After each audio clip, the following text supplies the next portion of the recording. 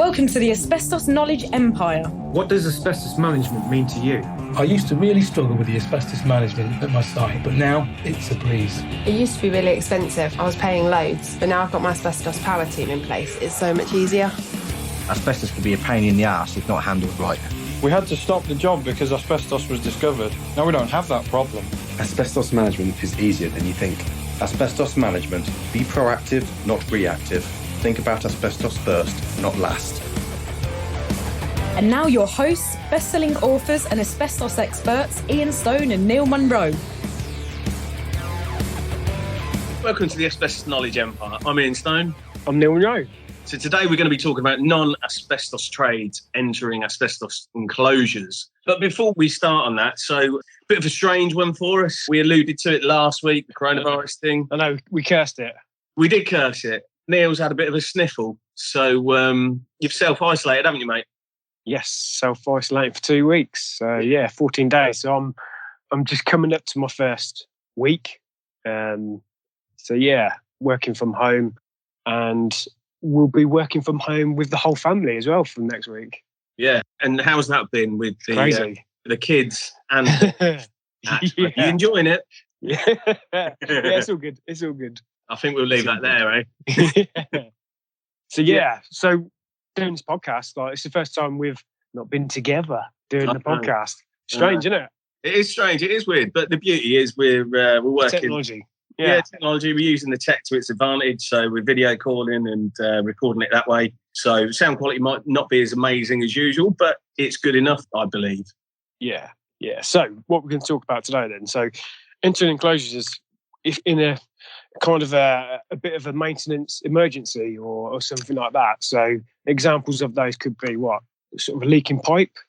Yeah, I mean, recently, one of the hospitals that we work at, we had this. So in an ideal scenario, what you should do is eliminate all the risks for things like this going wrong before you start works. However, with the best will in the world, you can't actually eliminate all the risks all the while. So, for instance, a hospital, an enclosure, we can't shut everything down, isolate everything that runs through that area off because it's a working hospital, especially at the moment. Everything needs to keep going and needs to be kind of business as usual. So that's an ideal scenario, like I say, would be everything's isolated, everything's off.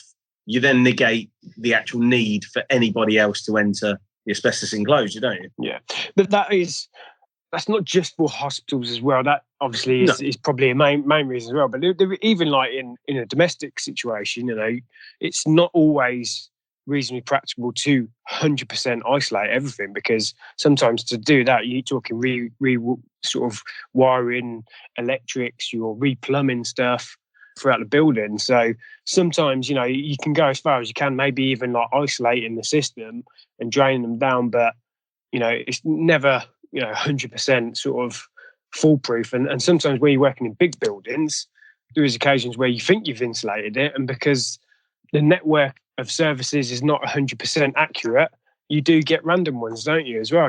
Sort of random spares of pipes, electrical cables that no one has really traced since their original installation. So those situations can happen, can't they? Yeah, no, you're right. I mean, retail, offices, it does apply to everything. And the thing is, you said about draining stuff down. I've seen this twice, and both times it was absolute carnage.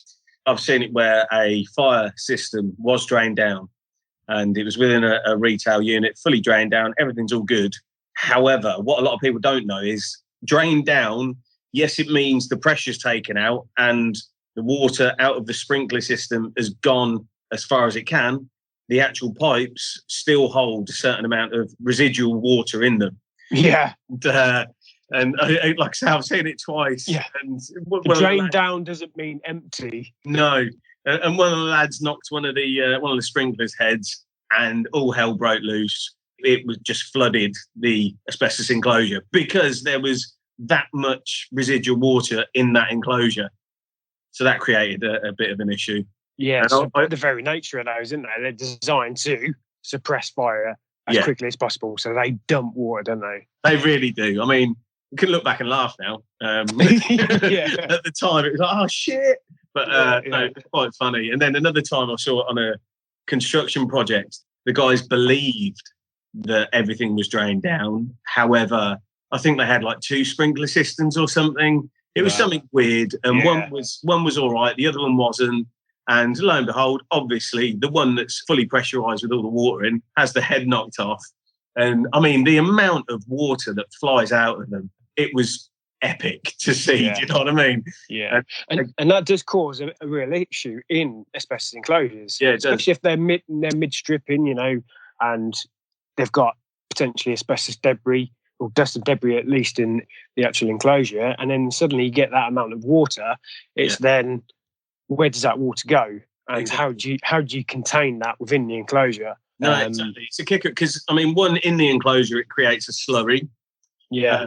A real shitty, horrible mess that is awkward to clean up. But also, water, it gets everywhere, it goes everywhere, it leaks. That's the problem.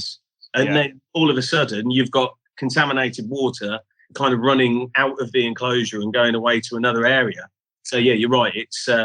It can be kind of a right pain in the backside. Yeah, that's it. Because polythene sheeting, it works well when it's stuck to the floor from an airtight point of view. But as soon as it gets, you know, a decent bit of water on it, it starts to lift, doesn't it? Yeah.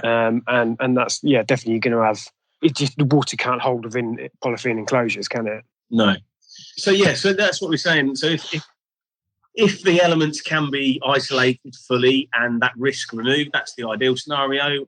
But if we are in a situation, hospital, retail, offices, whatever, and we've got services running through the area that we're working in, and lo and behold, something happens, because it always does.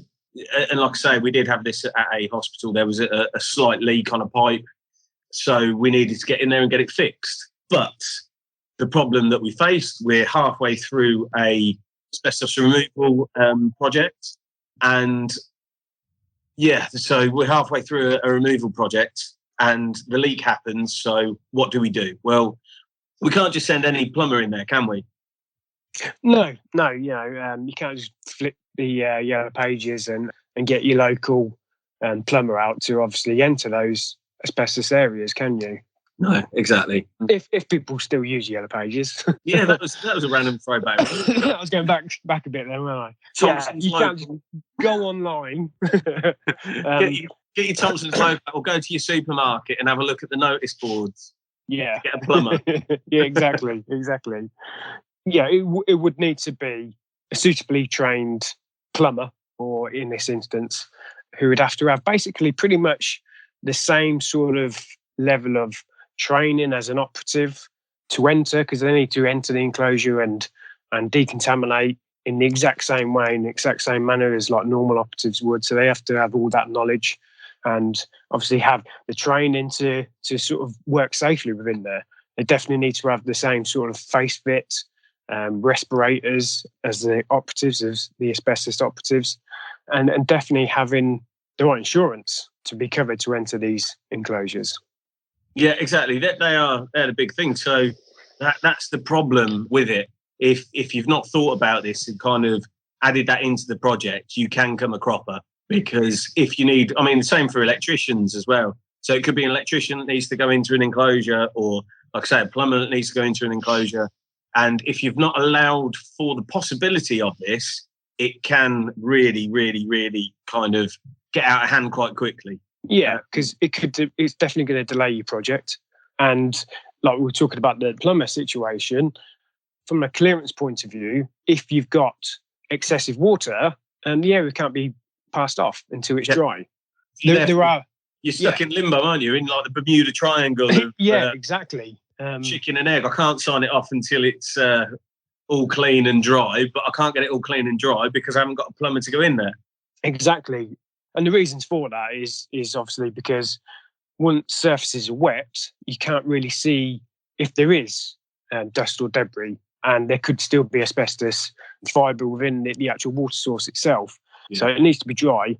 And there are exceptions where you've got sort of penetrating water, isn't there? So, for instance, if you're working in like a basement and there is sort of seeping water through, and you've got no physical way of obviously drying that or stopping that, then there are occasions, but that has to obviously be recorded on the certificate of reoccupation. But where you've got actual water ingressing from, sources that can be stopped, then that has to be sorted. Yeah. The way that we kind of handled it on this project, like I say, we did anticipate that there might be an issue because part of the work was replacing some other old equipment that needed.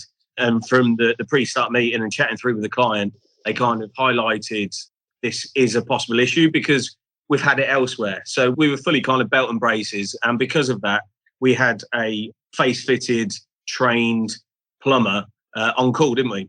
And basically, he was able to come to site. I think he was on site within 30 minutes and entered the enclosure, sorted the issue out, and then we kind of, happy days, we carried on, finished the project. It wasn't a big thing, but if we didn't have that, I dread to think what would have happened, because with the leak, it would have only got worse and worse until it would have probably blown and we would have been in a right pickle. But because we'd anticipated it, it was all handled correctly. So that was good.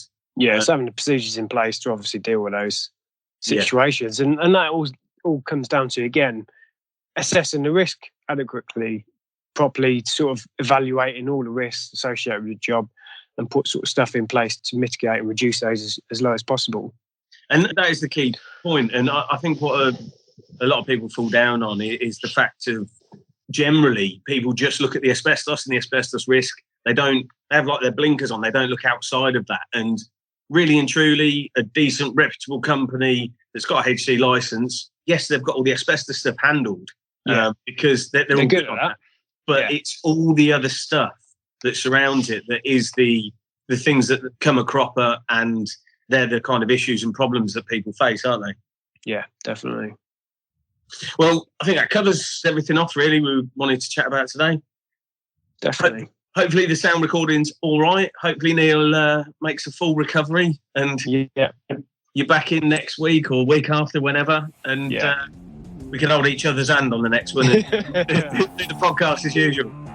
Yeah, we can cuddle afterwards. I'll miss that. Yeah. All right, brilliant stuff. Hope you enjoyed it. We've enjoyed it. Remember, asbestos first, not last.